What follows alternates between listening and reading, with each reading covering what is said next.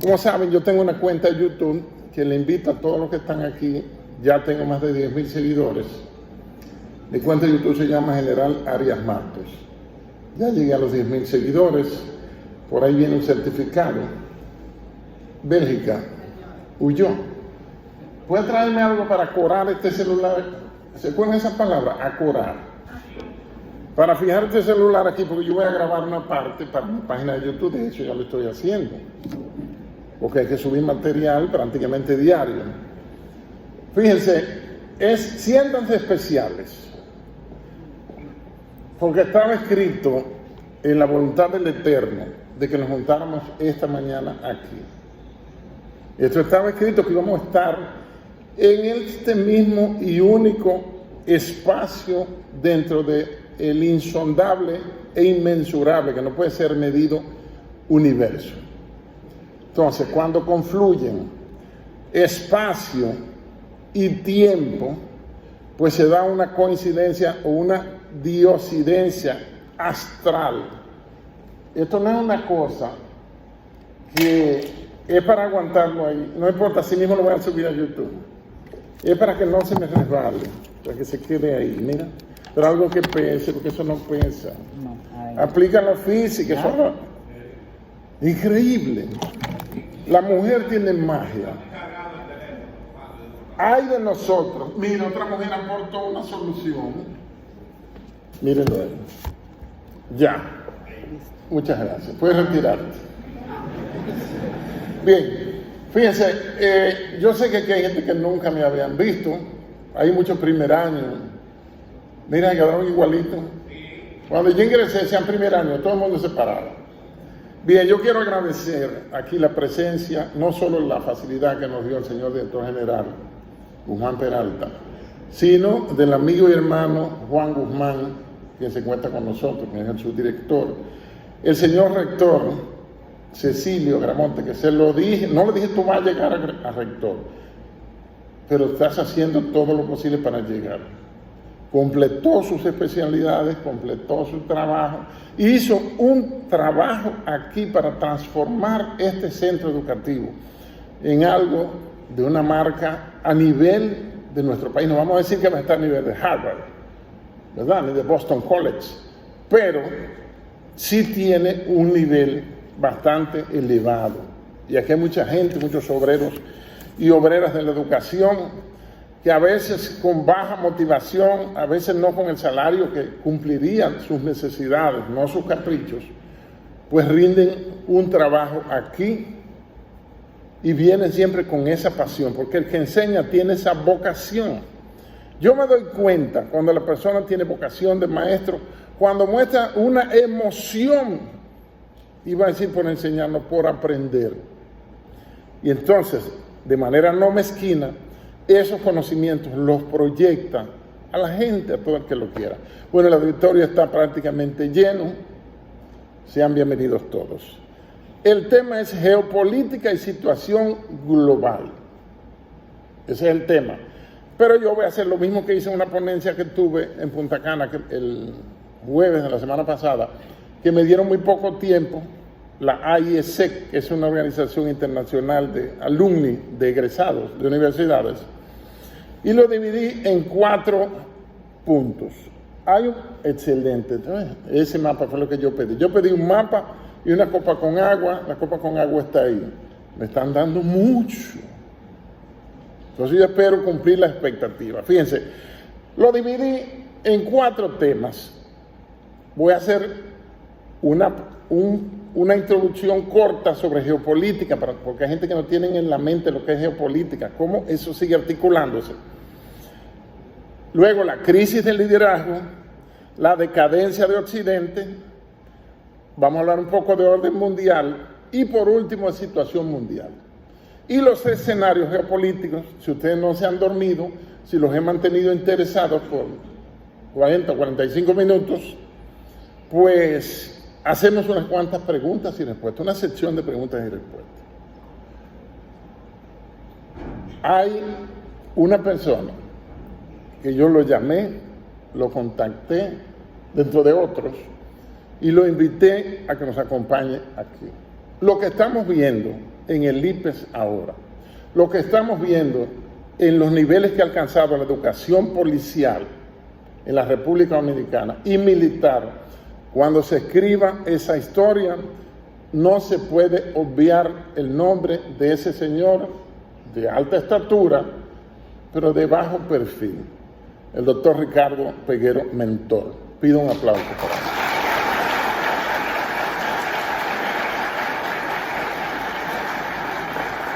Gracias. Cuando se vaya a escribir la historia de la educación militar y policial, tiene que aparecer el nombre del doctor Ricardo Peguero Mentor y de muchos obreros y obreras de la educación que dan más de lo que pueden y hacen siempre un plus precisamente para aportar a la educación. ¿Cuáles retos tiene la educación policial en la República Dominicana, aparte de la innovación, de la formación continua? Es que cuando el estudiante, el egresado, que cumplió con todas las exigencias académicas, se encuentra con el servicio, que es el gran laboratorio, la sociedad, se encuentra una sociedad incivil, ciudadanos sin concepto de lo que es ciudadanía, sin una idea mínima de lo que es autoridad, porque autoridad no es abusar, autoridad es exigir y hacer cumplir y hacer cumplir lo que la ley establece. Que un poder del Estado legisló y decidió que tú no puedes irte en el semáforo en rojo y tú debes respetar eso. Entonces el principal reto es ese. El segundo reto, tan peligroso como ese primero, es el hecho, oye, me veo lindo aquí en el video, increíble, esto es un logro de la tecnología, porque yo he triunfado mucho con esta cara, me he dado brega, pero... Entonces, el gran reto, el segundo gran reto, es cuando el policía recién egresado tiene que insertarse en el área laboral de la policía, donde es justo admitir que se han hecho y se están haciendo grandes cambios, grandes transformaciones y mejoras para enfrentar y transformar una herencia institucional vieja, obsoleta, que la construyeron otros. Entonces hay que reconocer que todas las deficiencias están siendo tomadas en cuenta, que el liderazgo que tenemos en la policía es un liderazgo accesible, que tú lo puedes abordar. Si le miras general, me pasa esto, me pasa aquello, o ir a un sitio y presentar algo. Cosas propias del servicio. Pasó la introducción, ahora vamos a entrar en la materia. Entonces, de geopolítica podemos decir 3 puntitos, porque hay al menos tres vectores o ingredientes o ejes que son fundamentales. Uno es, póngalo en el orden que usted lo quiera, uno es la economía, otro la historia y otro la geografía. Los tres son dinámicos, porque puede pensarse que el peñón de Gibraltar, el estrecho de Hormuz, no se ha mudado de ahí. La historia sí es cambiante porque le escriben los vencedores. Es editable incluso. Usted entra a Wikipedia y usted comienza a editar y poner lo que usted entiende y convierte a un diablo de la historia en un santo y a un santo de la historia lo convierte en un demonio, ¿verdad? Y la más dinámica de todas es la economía. Ahora estamos en guerras geofinancieras. Antes de comenzar la guerra de Ucrania, pues Rusia, la Federación Rusa, recibió un paquete de medidas, de sanciones económicas que tuvieron un impacto y lo están teniendo en su economía. Entonces, de geopolítica podemos decir que es la disciplina que estudia el impacto de la historia, la geografía y la economía en los eventos globales. Ya. Como un attach a esa definición, y recuerden que definir viene del francés, definir, o sea, dar fin. Cuando tú haces una definición, tú estás encerrando en un cuadrado, en un rectángulo, unos conceptos que pueden desbordar a la visión que tú tienes en el momento. Por eso las definiciones ya están mandadas a guardar.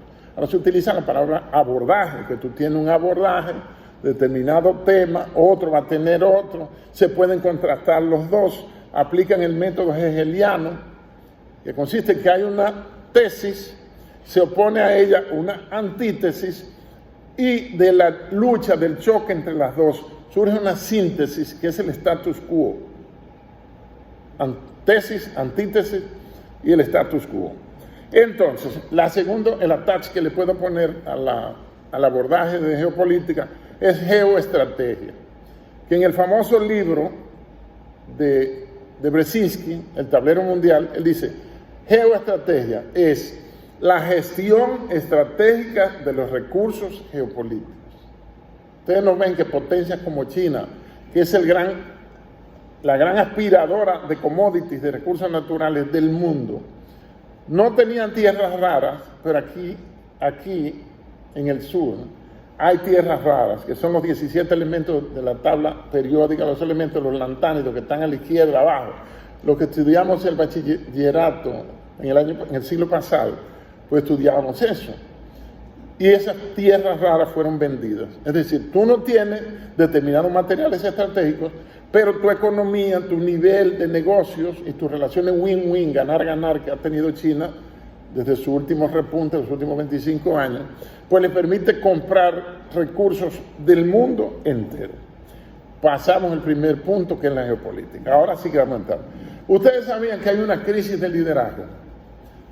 Esta sociedad, esta generación, nunca había tenido, y mayormente, según Estados Unidos subió al escenario mundial, nunca había tenido una deficiencia de líderes.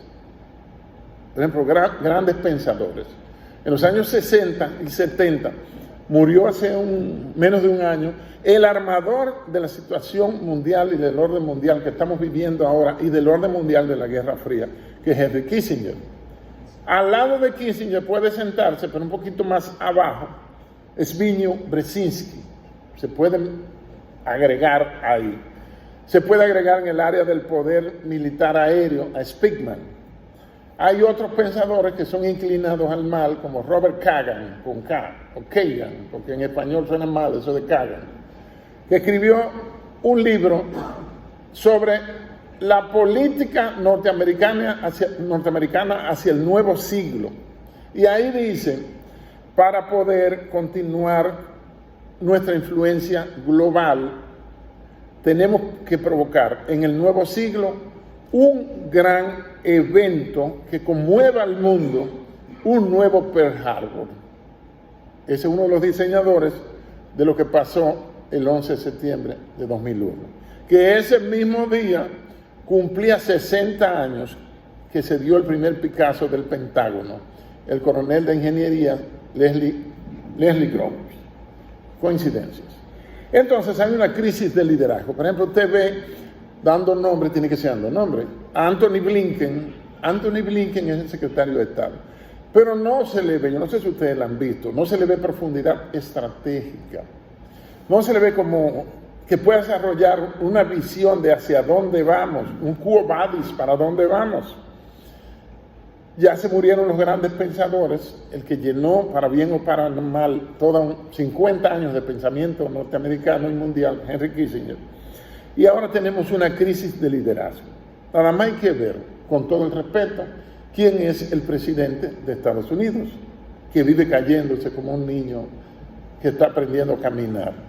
Eso de que el presidente de Estados Unidos se esté cayendo es un mensaje, ustedes lo sabían, no todos lo van a entender. En la Biblia dice que habría tiempos en que nadie entendería, Daniel dice, pero los entendidos comprenderán. Hay que tratar de estar en el grupo de los entendidos.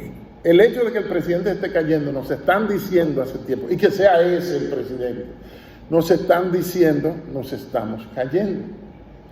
En el año 82, durante la presidencia de Ronald Reagan, él convocó un grupo de asesores para hacer una evaluación del papel global de Estados Unidos. Eso llama la Comisión Santa Fe, porque se reunía en un hotel en Santa Fe, en Nuevo México. Y ellos emitieron un informe que después fue que se desclasificó, 82, hace 42 años ya, que se llama las 9D, las 9D o 9D, donde ellos dan un diagnóstico de Estados Unidos con 9 letras, 9 palabras que comienzan con D o frases. Voy a tratar de acordarme de las 9. Por lo general casi nunca lo logro. Primero, democracia. Luego, derechos, deuda, déficit, deforestación, drogas. Voy por 6. Desindustrialización, el outsourcing, llevándose las empresas para China y otros sitios, para la India. Van 7. La octava casi nunca me acuerdo, pero la novena nunca se me olvida. Y es declinación del poder estadounidense. Un imperio no se cae en 4 años, en 10 años, puede durar 90 años o 100 años, un siglo que en términos históricos no es gran cosa. Entonces, esa última D, declinación del poderío estadounidense, termina diciendo: Estados Unidos se encuentra en una cuesta barrosa que la llevará irremediablemente a la pila de cenizas de la historia.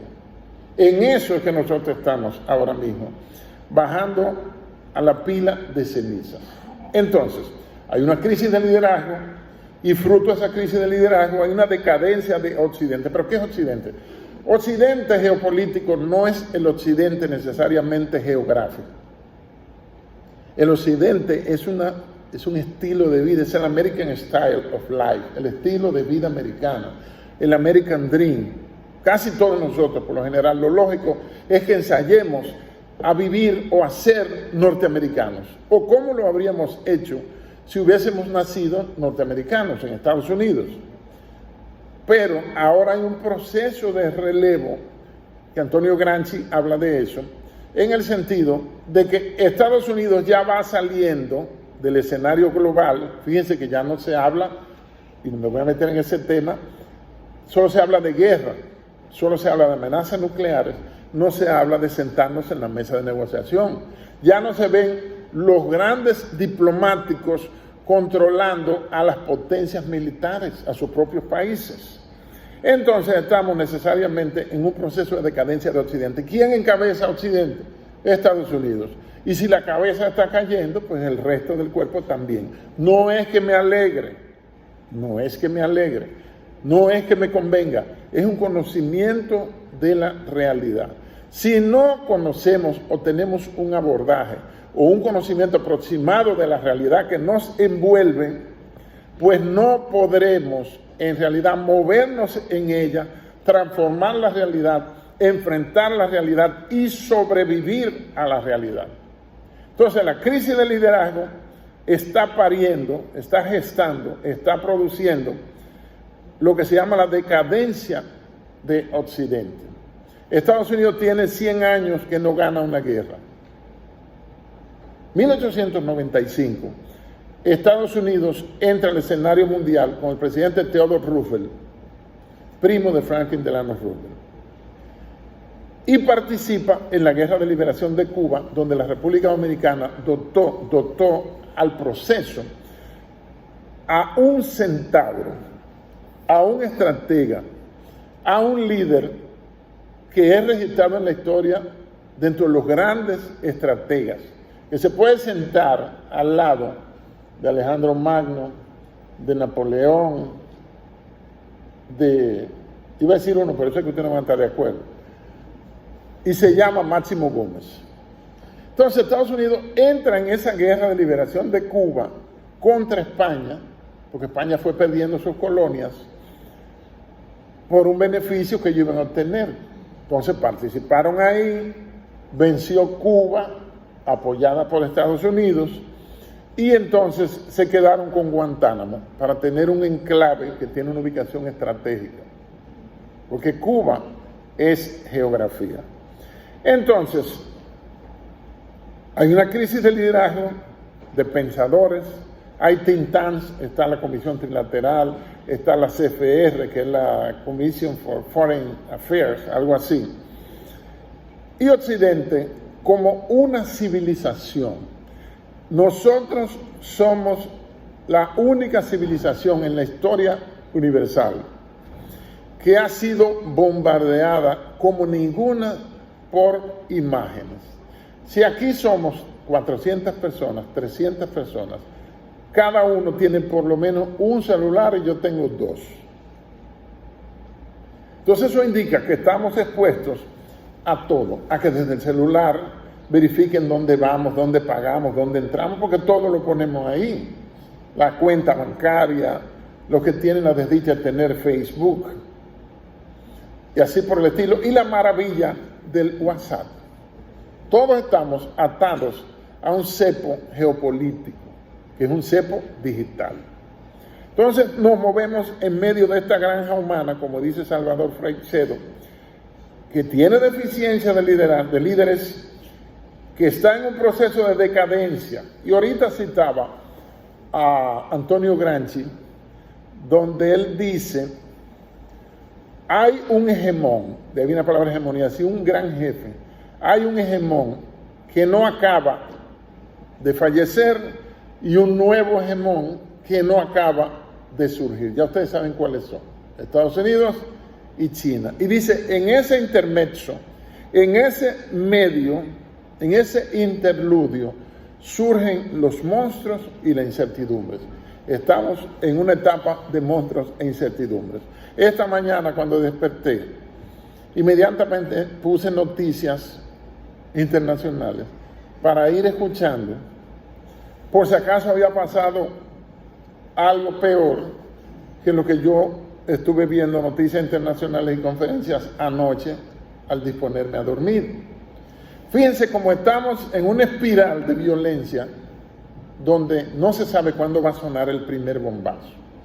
Ahora bien, el que tire primero muere de segundo, porque estamos hablando de poderío nuclear. Eso es lo que se está hablando. Está hablando que yo tengo armas hipersónicas, que Rusia la tiene, Estados Unidos no la tiene. Estamos hablando que China tiene, declaró hace 5 años, que tiene 1 millón de soldados robots. Que si se lo desbaratan, que hay que repararlo, cogerlo para piezas, pero no un ser humano. Estamos hablando de bombarderos, por ejemplo, de la Sukhoi rusa, que pueden combatir en la estratosfera, fuera de la atmósfera. Estamos hablando de que mientras había, en términos de guerra, el primer espacio era el territorio, por supuesto. Por eso la guerra en Ucrania no es por tierra, porque Rusia es el país más grande, 17.1 millones de kilómetros, 11 usos horarios, no necesita tierra, pero sí necesita territorios, porque el territorio es como la tierra ya utilizada estratégicamente. Entonces, crisis de liderazgo, decadencia de Occidente, y de ahí nosotros vamos a llegar a algo que se llama el orden mundial. Yo tenía que hablar en Punta Cana sobre el orden mundial. E hice para mi canal de YouTube, General Arias Matos, yo sé que ya hay como 50 que se han, desde aquí mismo, se han afiliado, se han suscrito. Y el tema del video era orden mundial, el mismo tema que me pusieron el grupo La Actividad en Punta Cana la semana pasada. Inmediatamente lo pongo, ahí me sale, que yo no se lo pedí, una cita de Wikipedia, donde dice, la teoría de conspiración del orden mundial consiste en que habría organizaciones secretas diseñando un modelo de gobernanza mundial, etcétera, etcétera. Es decir, antes de que yo desarrolle para YouTube autorizarme el video, pues ellos pusieron lo que ellos entienden que es el orden mundial. Kissinger, que lo he citado varias veces, tuvo 3 libros, más de 3, pero hay 3 libros que yo recomiendo. Uno se llama Orden Mundial, que lo terminó en Punta Cana en la casa de Oscar de la Renta. El otro se llama China y el otro se llama Diplomacia, que es más vieja. Ahora, el que sea más buscador de cosas, puede buscar la tesis de graduación de él en Harvard en el 57, 57-47, tengo dudas. Y también buscar el Kissinger Report, donde él habla de que hay que reducir la población mundial. La guerra y las leyes abortivas son 2 formas de reducir la población mundial. En Ucrania se habla de que hay 500.000 muertos, 450.000. Rusia ha perdido casi 500.000 de soldados. En Ucrania los hombres jóvenes se están suicidando y en Rusia también, huyendo al reclutamiento para no ir a la guerra, donde van a tener una muerte segura. Ucrania, si alguien lo pensó aquí, jamás Ucrania podrá vencer a Rusia. Eso es jamás. Los ucranianos son histórica, racial y civilizatoriamente rusos. Cuando hubo la implosión en la Unión Soviética en el proceso 89, 91, por ahí 92, 40 millones de soviéticos se quedaron fuera de las fronteras rusas. Fíjese como yo dije soviético. Soviético es una acepción política, no racial. Esos eran rusos la mayoría. Así pasa con Taiwán. Los taiwaneses son histórica, racial y a nivel sanguíneo y culturalmente chinos. Porque fue con 1 millón de chinos que el 1 de octubre del 49 Chiang Kai-shek huye de China, de la China continental, y proclama una república china en Taiwán, que es una pequeña isla rocosa, que la parte española de Santo Domingo le llevamos 12.200 kilómetros cuadrados, que no tiene un polo magnético, que no tiene las dunas de Baní, que es un mini desierto, que no tiene los 7 microclimas que tenemos aquí. En Santiago, donde yo vivo, estaba en 30 la semana pasada, pero en Constanza estaba en 7 grados. No tienen tantos ríos, aunque están acabando con los ríos de la isla. Y la desertificación que tiene Haití, eso es tremendo. Entonces, el mismo Kissinger dice que no existe un orden mundial. Pero él mismo se desdice a lo largo de ese libro porque da a entender qué es un orden mundial. Miren, el orden mundial, o le puse orden global al título como para que suene más atractivo, porque la palabrita mundial ya casi no se está usando, sino global. ¿Se han fijado? Global. Porque todo lo que vemos en el mundo tiene una narrativa. Las religiones tienen que construir una narrativa, que tuvieron una revelación y que fue a fulano que se lo dijeron exclusivo. Tienen que tener narrativa. Cuando había ideologías políticas, pues los partidos también tenían una narrativa. Y los de ahora, que Francis Fukuyama dijo, el fin de la historia, porque se acabaron las ideologías. Siempre habrá ideología, porque siempre, ahora la ideología puede ser dame lo mío, ¿verdad? Dame lo mío adelante, para entonces yo apoyarte, ya es una ideología política que al parecer está reinando en estos países. Pero no quiero meterme ahí, porque ustedes no tienen facultad para deliberar.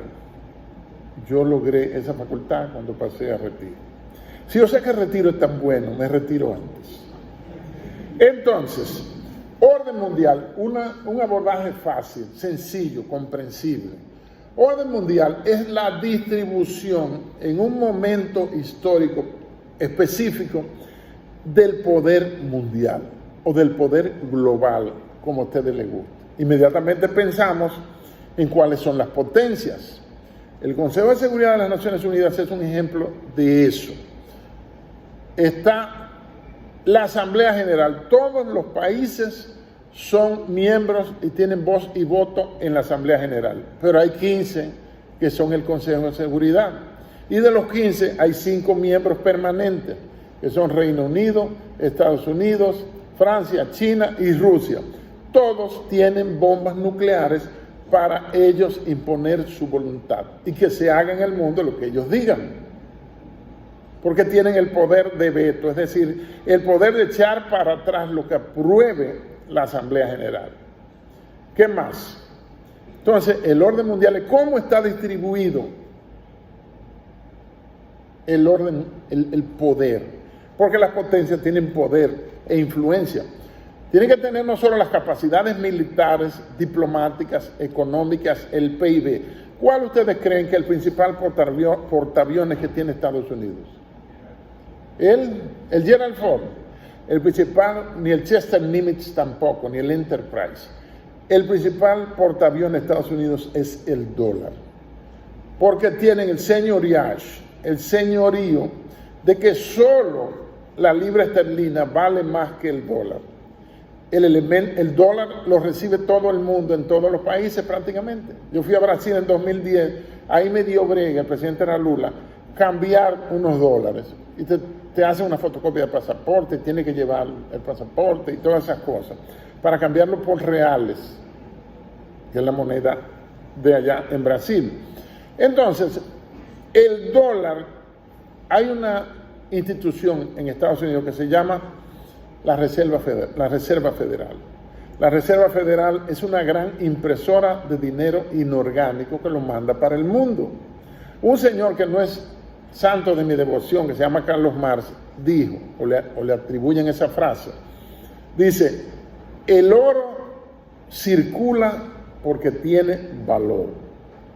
El dólar tiene valor porque circula.